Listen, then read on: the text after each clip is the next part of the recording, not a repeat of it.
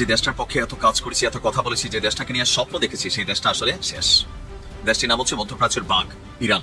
আসলে কতক্ষণ লড়াই করা যায়? আপনি যদি একটা জঙ্গলে বসবাস করেন, সেখানে এই পুরো জঙ্গলটা যদি আপনার বিপক্ষে চলে যায়, তখন তো আপনার সেখানে লড়াই করার শক্তিটা হারিয়ে ফেলবেন।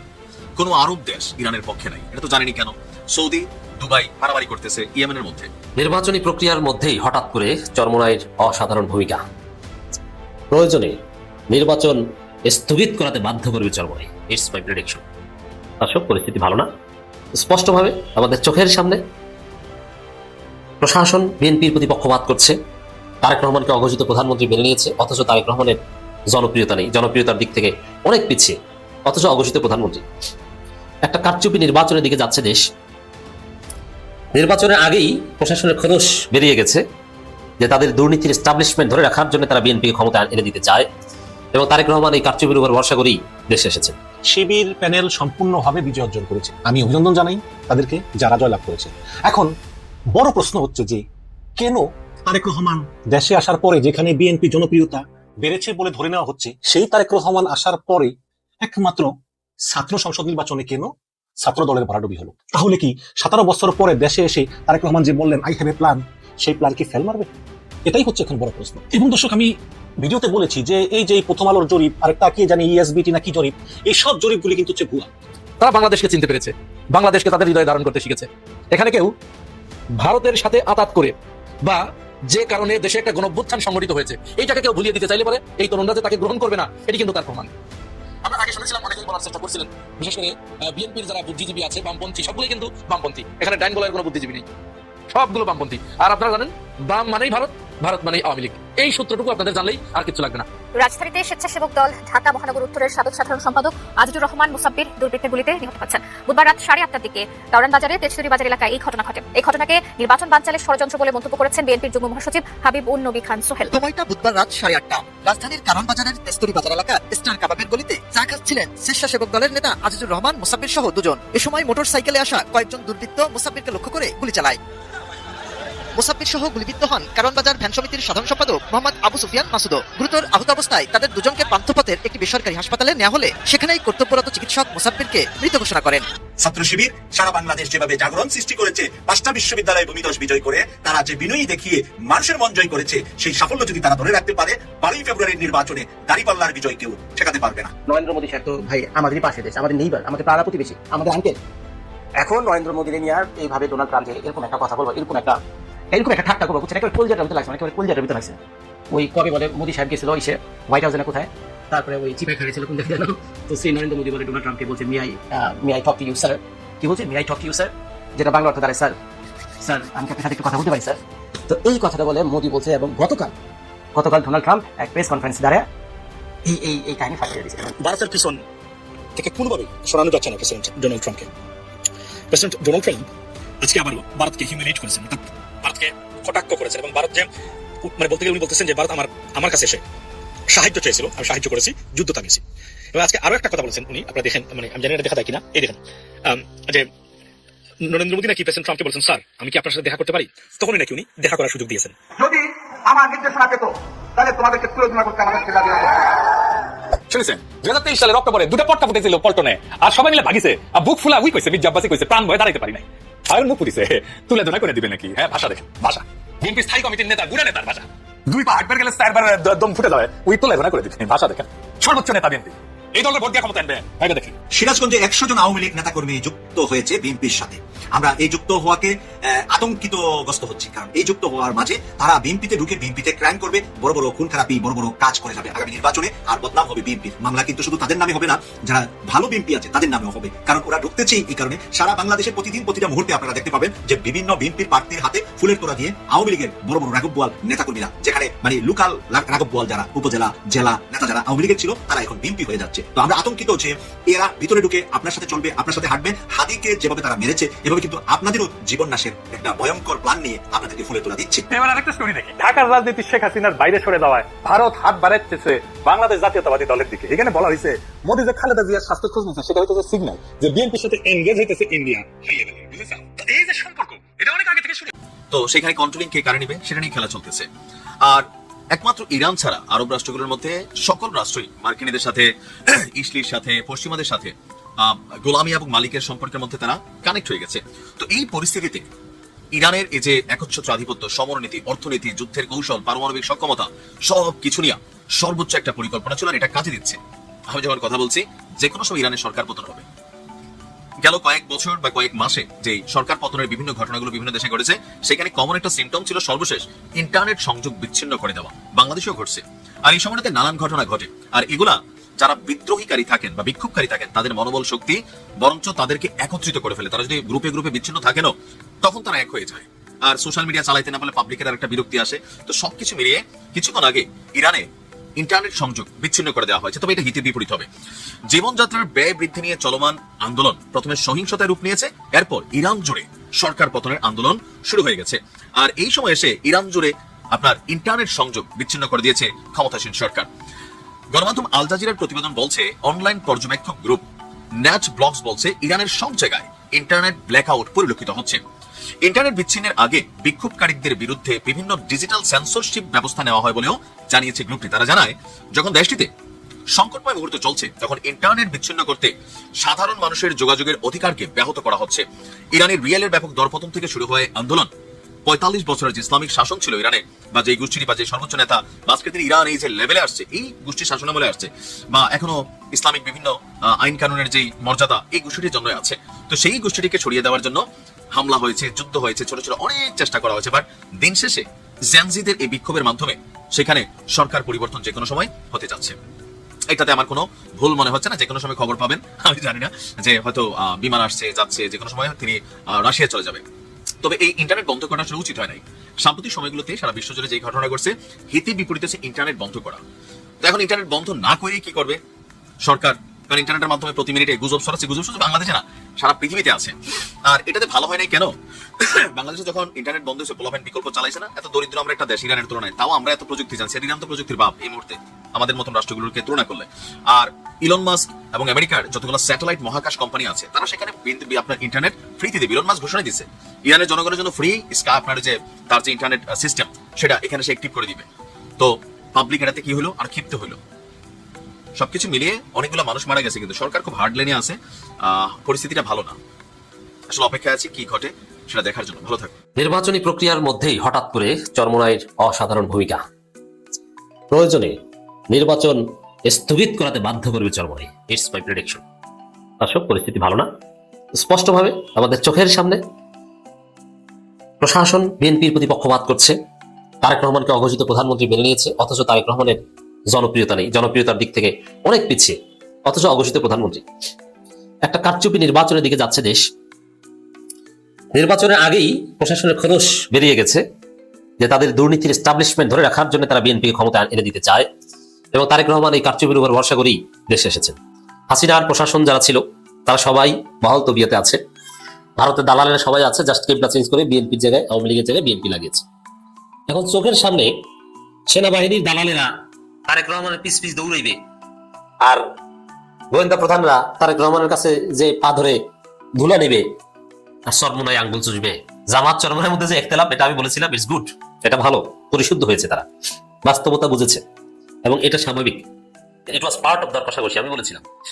কিন্তু রাজনীতিতে জামাত চরমোনাইয়ের মধ্যে কোনো একতলাপ ছিল না, এবং চরমোনাইয়ের গুরুত্ব সম্পর্কে আমি অনেক বলেছি। এনসিপির গুরুত্ব যেরকম বলেছি, যে চরমোনাইয়ের ভোট 4% থাক আর 6% থাক, তাদের সংগঠিত জনশক্তি আছে। তারা ঢাকায় এত বড় মহাসমাবেশ করতে পারে, দেখলে মনে হবে তাদের ভোট 30% বা 30%। ইসলামী সংগঠনগুলো এটা একটা স্পেশালিটি, যে জনভিত্তি তাদের কম থাকে, কিন্তু তাদের কর্মী বাহিনী থাকে অত্যন্ত শক্তিশালী। একসময় জামাত ছিল, একসময় জামাত কর্মীভিত্তিক দল ছিল, কিন্তু তাদের জনভিত্তি কম ছিল। এখন জামাত কর্মীভিত্তিক দল, জনভিত্তি সবকিছু কামালিয়াত পেয়েছে। That's different. অতীতে যেরকম জামাত ছিল, এখন চরমোনাই ওই জায়গায়। আপনি 2001 থেকে 2006 বা 2012-14 সাল পর্যন্ত যেরকম জামাতকে দেখতেন, যে জনগণের জামাতের ফিক্সড ভোটার আছে, সাধারণ জনগণের ফ্লোটিং ভোটার বা সুইং ভোটার হয়তো জামাতের নেই, কিন্তু জামাতের ফিক্সড ভোটার আছে, এবং তারা কর্মীভিত্তিক দল, তারা বাংলাদেশকে অচল করে দিতে পারে, তারা কর্মীরা রাস্তায় নামলে এই করতে পারে সেই করতে পারে, এরকম একটা পারসেপশন ছিল। কিন্তু জনসমর্থন কিন্তু আহামরি ছিল না, নিজেদের বাইরে তাদের ভোট ছিল না। ওই সময় জামাত যেরকম ছিল, এখন চরমোনাই এরকম অনেক শক্তিশালী দল চরমোনাই। তো এই জায়গায় চরমোনাইয়ের চোখের সামনে তারেক রহমানের পায়ে সিজদা দেবে পুরো বাংলাদেশ রাষ্ট্রযন্ত্র, আর চরমোনাই আঙ্গুল চুষবে, এটা হতে পারে না। তো চরমোনাই এবার জেগে উঠেছে।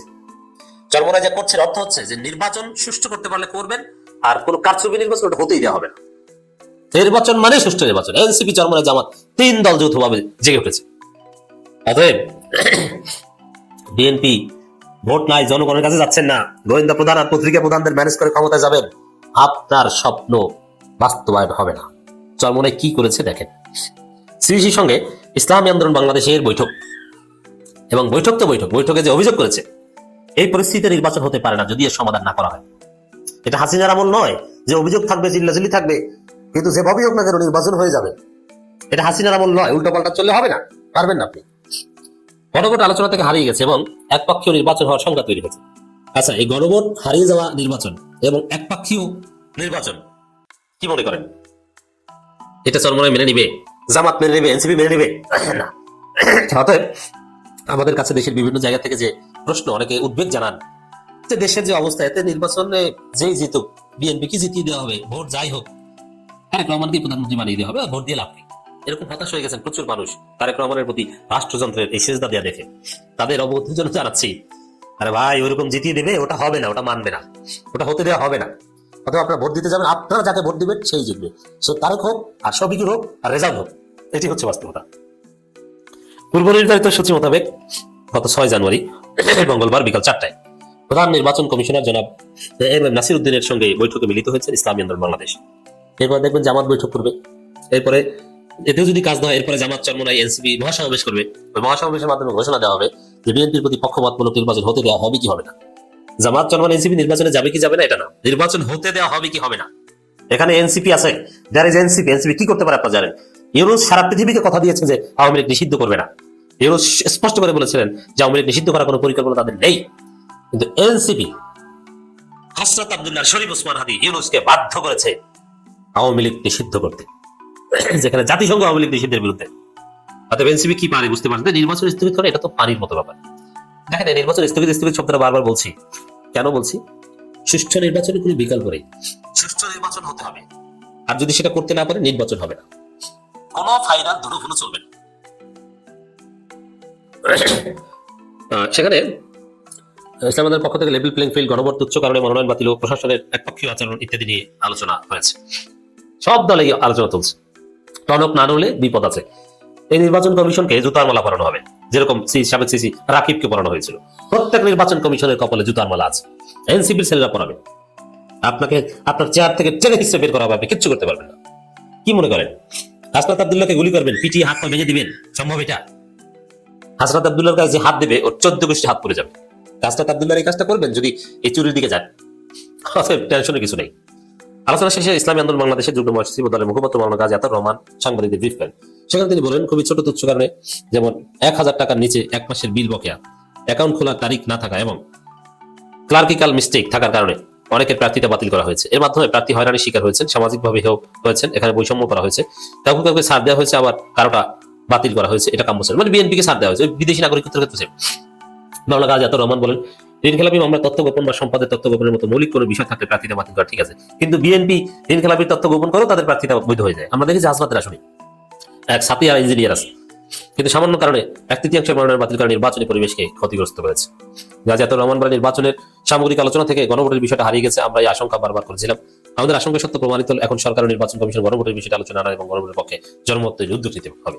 আর বিএনপি এখন গণভোটে না ভোট দিতে আওয়ামী লীগের সাথে মিলে গোপন মিটিং করছে, সেটা আবার ফাঁস হয়ে যাচ্ছে। শিবির প্যানেল সম্পূর্ণভাবে বিজয় অর্জন করেছে। আমি অভিনন্দন জানাই তাদেরকে যারা জয়লাভ করেছে। এখন বড় প্রশ্ন হচ্ছে যে কেন তারেক রহমান দেশে আসার পরে, যেখানে বিএনপি জনপ্রিয়তা বেড়েছে বলে ধরে নেওয়া হচ্ছে, সেই তারেক রহমান আসার পরে একমাত্র ছাত্র সংসদ নির্বাচনে কেন ছাত্র দলের ভরাডুবি হলো? তাহলে কি 17 বছর পরে দেশে এসে তারেক রহমান যে বললেন আই হ্যাভ এ প্ল্যান, সেই প্ল্যান কি ফেল মারবে? এটাই হচ্ছে এখন বড় প্রশ্ন। এবং দর্শক, আমি ভিডিওতে বলেছি যে এই যে প্রথম আলোর জরিপ, আরেকটা কি জানি ইএসবিটি নাকি জরিপ, এই সব জরিপগুলি কিন্তু হচ্ছে ভুয়া। এই সব জরিপগুলি হচ্ছে ফরমাইশি জরিপ এবং এর উদ্দেশ্যই হচ্ছে বিএনপি কে কৃত্রিম ভাবে নির্বাচনের মাঠে সুবিধা করে দেওয়া। সবাই মনে করবো আচ্ছা বিএনপি তো ক্ষমতা আসছে, তাহলে বিএনপি ভোট দেয়। এই যে আজকে তারেক রহমান ফেরত পরবর্তী বাংলাদেশে শিবির জয়লাভ করলো, এর আগে তো আপনার ঢাকা বিশ্ববিদ্যালয়, রাজশাহী বিশ্ববিদ্যালয়, জাহাঙ্গীরনগর বিশ্ববিদ্যালয়, চট্টগ্রাম বিশ্ববিদ্যালয়, আরো অন্য অনেক বিশ্ববিদ্যালয়, সব জায়গায় কিন্তু শিবির নিরঙ্কুশ জয়লাভ করেছে। কিন্তু তারেক রহমান আসার পরে এই প্রথম একটা বিশ্ববিদ্যালয়ে ছাত্র সংসদ নির্বাচন হলো, যেখানে আবারও শিবির জয়লাভ করলো। তাহলে এটাই প্রমাণ করে যে আগামী নির্বাচনে হাড্ডাহাড্ডি লড়াই হবে। অনেকেই বলেন বিশ্ববিদ্যালয়ের ছাত্র সংসদ নির্বাচন ভিন্ন আর জাতীয় নির্বাচন ভিন্ন।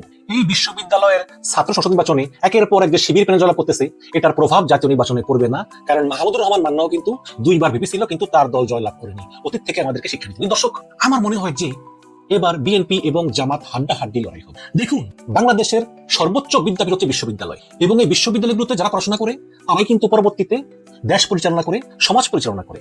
এই বিশ্ববিদ্যালয়ে পড়া ছেলেগুলোই কিন্তু রাজনীতিবিদ হয়, আমলা হয়, সচিব হয়, সেনাবাহিনীর বড় অফিসার হয়, ডাক্তার হয়, ইঞ্জিনিয়ার হয়, সমাজকে পরিচালনা করে তাদের মেধা দিয়ে, তাদের শ্রম দিয়ে, তাদের স্যাক্রিফাইস দিয়ে। তো সেই বিশ্ববিদ্যালয়ের শিক্ষার্থীরা যখন মনে করতেছে যে শিবির যোগ্য, শিবিরকে আমরা ভোট দিতে পারি, এবং এই বিশ্ববিদ্যালয়ের প্রবণগুলো কিন্তু প্রগতিশীল, আধুনিক চিন্তা চেতনা সম্পন্ন এবং উদারপন্থী মনোভাবের, এবং তারা কিন্তু সমাজকে আপনার আমার চোখে দেখে না।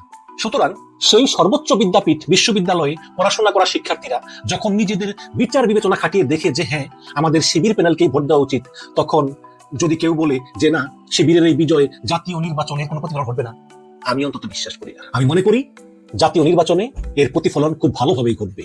আজকে যারা জরিপ করে বিএনপি 63% ভোট পাবে, 70% ভোট পাবে, এইসব জরিপ যে ভুয়া, তার প্রমাণ হচ্ছে এই জাকসুতে শিবির প্যানেলের নিরঙ্কুশ বিজয়। এবং আজকে এই শিবির প্যানেলের বিজয় হচ্ছে সেই প্রশাসনের মুখে চপেটাঘাত যারা বিএনপিকে তৈল দেয়, সেই আমলারা, সেই সচিবরা, সেই গোয়েন্দা কর্মকর্তারা, সেই পুলিশ অফিসাররা যারা বিএনপিকে তেল দেয়, কারণ তারা মনে করে যে বিএনপি ক্ষমতা এসে পড়লো বলে।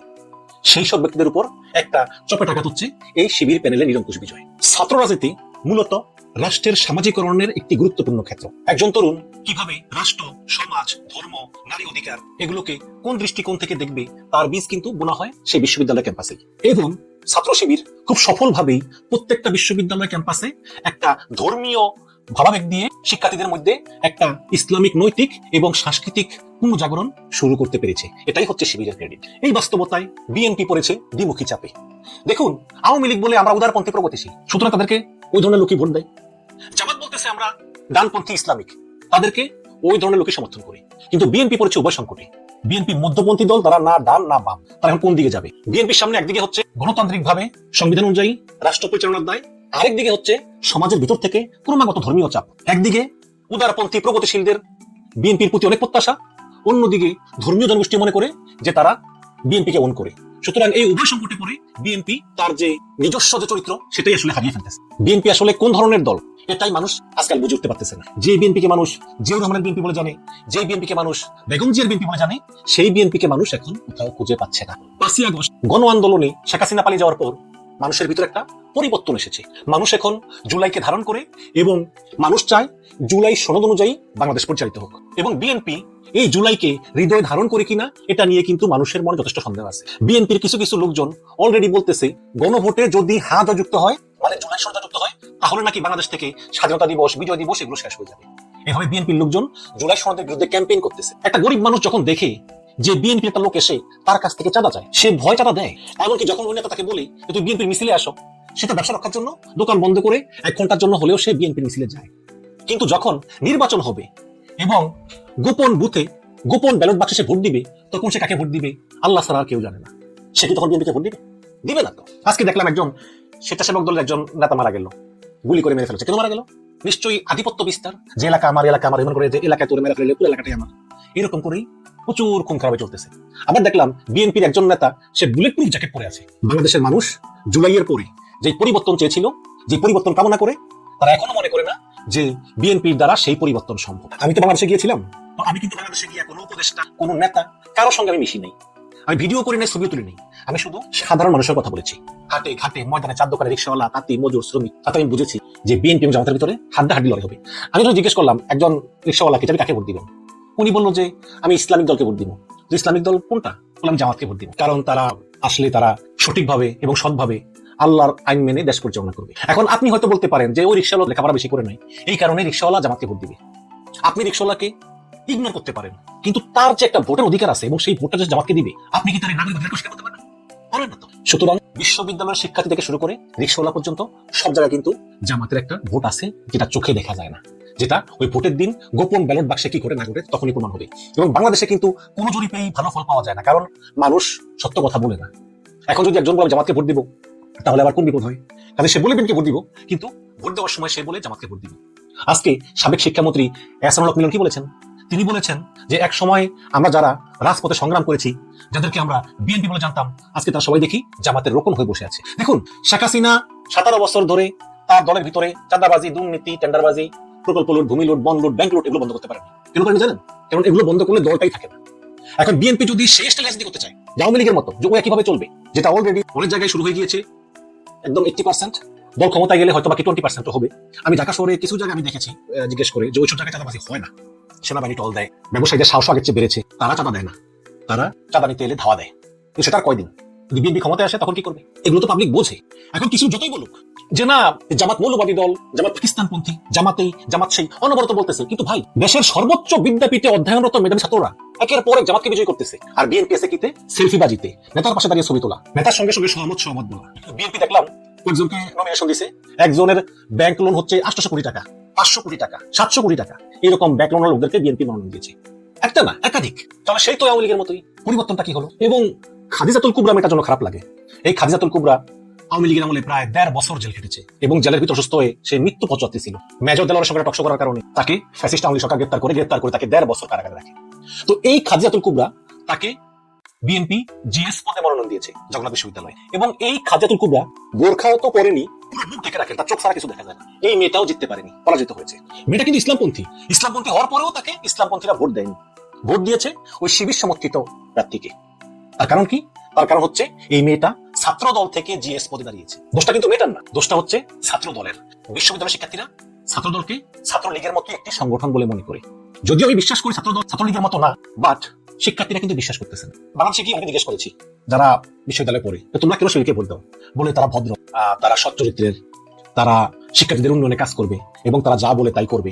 এরকম একটা ক্লিন ইমেজ শিবিরের নেতৃবৃন্দ তারা তৈরি করতে পেরেছে। এইভাবে তারা বিশ্ববিদ্যালয়ের শিক্ষার্থীদের মনস্তাত্ত্বিক পরিবর্তনে কাজ করেছে এবং তারা সফল হয়েছে। আজকে দেখলাম ছাত্রদলের সভাপতি তিনি বলতেছেন যে রাজশাহী বিশ্ববিদ্যালয় থেকে নাকি ওই যে কি মেশিন টাশিন এনে, টেকনোলজি এনে শিবিরের লোকজন এনে নাকি জগন্নাথ বিশ্ববিদ্যালয়ে ভুয়া নির্বাচন করে নাকি এই শিবির প্যানেলকে জয়ী করেছে। এই ধরনের খোরা এক্সকিউজ দেওয়ার কোনো মানে? আপনারা বিএনপি লোকজন মনে করতেছেন যে আরে এইসব বিশ্ববিদ্যালয় ছাত্র সংসদ দিয়ে কি হবে, আমরা তো জাতীয় নির্বাচনে জয়লাভ করে যাব। যদি তর্কের ক্ষেত্রে ধরেও নেই যে আপনারা জাতীয় নির্বাচন জয়লাভ করবেন, করার পরেও কি আপনারা শান্তি পাবেন? যেখানে সমস্ত বিশ্ববিদ্যালয়গুলোতে শিবিরের প্যানেল, সেখানে আপনারা কি নির্বিঘ্নে দেশ পরিচালনা করতে পারবেন? আপনারা তো পদে পদে বাধার সম্মুখীন হবেন। পাওয়ার সেন্টারগুলো তো ডিভাইডেড থাকবে, তখন কি করবে? আর 10 দিন পরেই কিন্তু শাহজালাল বিজ্ঞান ও প্রযুক্তি বিশ্ববিদ্যালয়ের ছাত্র সংসদ নির্বাচন। সেই নির্বাচনে ছাত্রদলে কি হবে? কেউ ভেবেছেন কি? কেউ ভাবেনি। সবাই মনে করেছে তারেক রহমান বীরের বেশে চলে এসেছে বাংলাদেশে। আর এত সোজা না বিষয়টা। আগের সেই দিন নাই। আগের সেই দিন হাসিনার সঙ্গে 5 আগস্ট ভারতে পালিয়ে গেছে। এখন হচ্ছে পরিবর্তনের বাংলাদেশ। জনগণ পরিবর্তন চায়। সেই পরিবর্তন যদি মন থেকে উপলব্ধি না করে, তাহলে জাতীয় নির্বাচনেও এই ছাত্র সংসদের মতো পরাজয় বরণ করবে। এখনো সময় আছে। আবার ছাত্র দলের কেউ বলে যে শিবির নাকি আগে গুপ্ত আওয়ামী লীগ ছিল, এখন গুপ্ত থেকে থেকে তারা শিক্ষার্থীদের ব্রেন ওয়াশ করেছে ইত্যাদি ইত্যাদি। আরে ভাই, শিবিরের দোষ দেওয়ার আগে নিজের চেহারাটা আয়না একবার দেখুন যে কেন শিক্ষার্থীরা আপনাকে পছন্দ করে না। একজন শিক্ষার্থীকে একবার বোকা বানানো যায়, কিন্তু প্রত্যেকটা শিক্ষার্থীকে বোকা বানানো যায় না। আজকে শিক্ষার্থীরা জেনে শুনে বুঝে শিবিরকে ভোট দিয়েছে। তো মনে রাখবেন যে যদি আপনারা ক্ষমতায় আসেন, বিএনপি ক্ষমতায় আসলো, তাহলে এই জামাত এবং এনসিপি যেভাবে সরকারের প্রত্যেকটা কাজে বিরোধিতা করবে, সরকারের জন্য দেশ চালানো মোটেই স্বস্তির হবে না। আর ওই যে শেখ হাসিনার মতো ডিজিএফআই, পুলিশ, আর্মি, র্যাব দিয়ে দমন করবেন, ওই দিন বাংলাদেশের আসবে না, ওই দিন শেষ হয়ে গেছে। সুতরাং আমি বিএনপি ভাইদেরকে বলবো, এখনো সময় আছে, পরিবর্তনটা মেনে নেন। জুলাই সনদের পক্ষে থাকেন, জুলাইয়ের পক্ষে থাকেন। মুক্তিযুদ্ধের জায়গায় জুলাইয়ের জায়গায়। কেউ কিন্তু 71কে অস্বীকার করতেছে না। 71-এর কারণে আমরা এই 24 পেয়েছি, 48-এর কারণে কিন্তু আমরা 71 পেয়েছি। এগুলো পরস্পরে কিন্তু আমাদের জাতির জন্য বড় সম্পদ। কেউ অস্বীকার করতেছে না। আজকে বিএনপি জুলাই মানে না, জুলাই সনদ মানে না, এগুলো করলে কিন্তু জনগণ আরো বিরক্ত হবে, জনগণ আরো মুখ ফিরিয়ে নেবে এবং 17 বছর পরে দেশে ফিরে আসা তারেক রহমানের যে আই হ্যাভ এ প্ল্যান, সেই প্ল্যান পুরো ফেল করবে। দর্শক, আপনাদের মতামত চাই। ধন্যবাদ।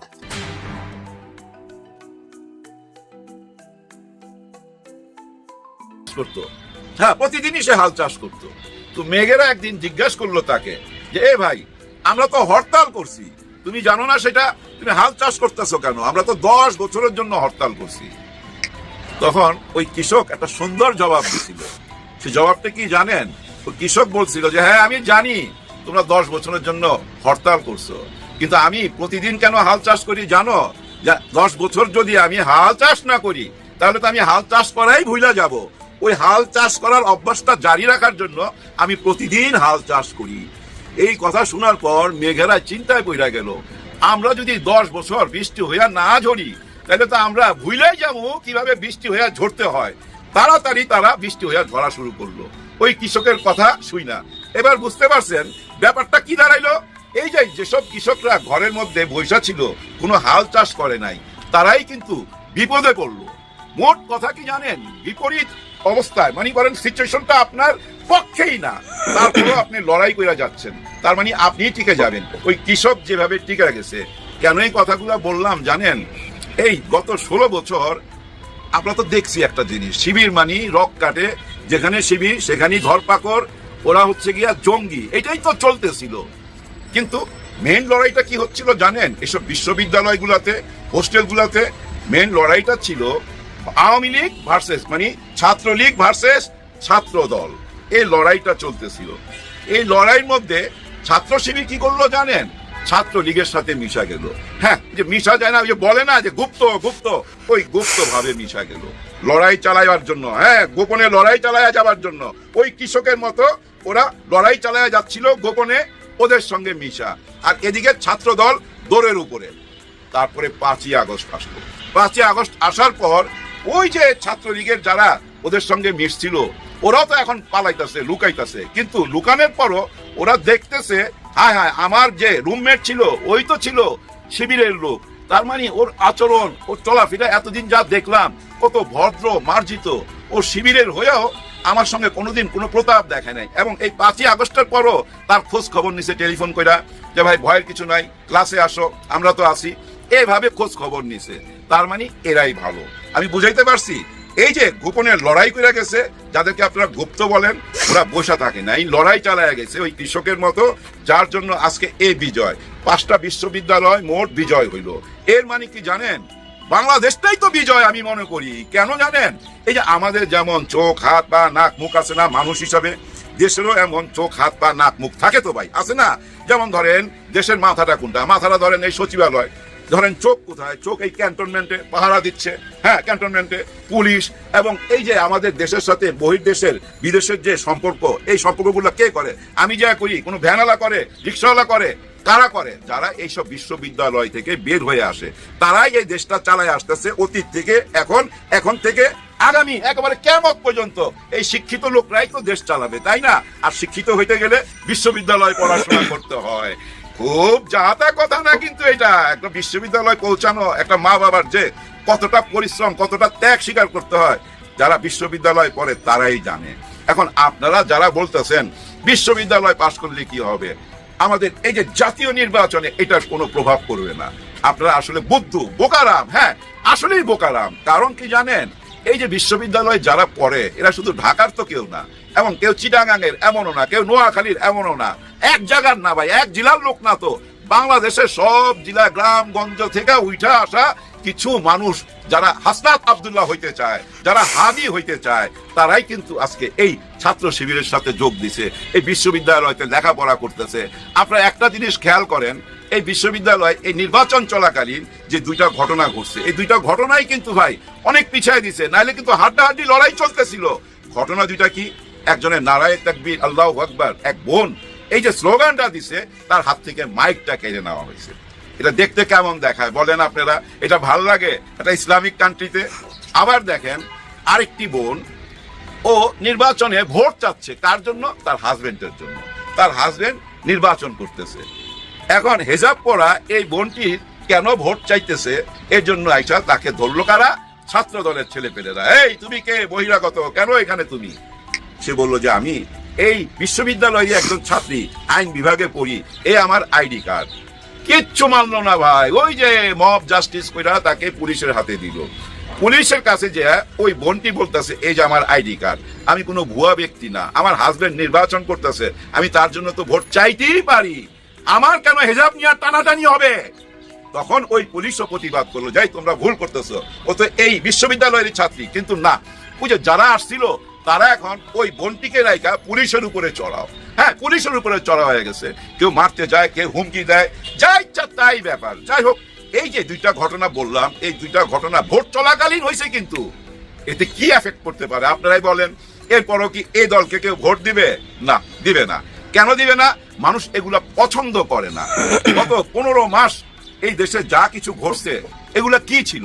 চাঁদাবাজি, টেন্ডারবাজি, লুট তরাস, এবং নিজেরা নিজেরা মারামারি কইরা 200-র উপরে চলে যাওয়া, পাথর দিয়ে মারা, এগুলো আমরা দেখা না কাহিল হয়ে পড়ছি, তো ভাল লাগতেছিল না, অস্থির হয়ে গেছি, চিৎকার করে বলতাছি কোথায় প্রশাসন, কোথায় মিলিটারি, কোথায় র্যাব, কোথায় পুলিশ, কেউ কেন কোনো অ্যাকশন নিতেছে না। অপারেশন হার্ট 1 2 3 4 চলতেছে, কোনো লাভ হচ্ছে না। কারণ কি জানেন?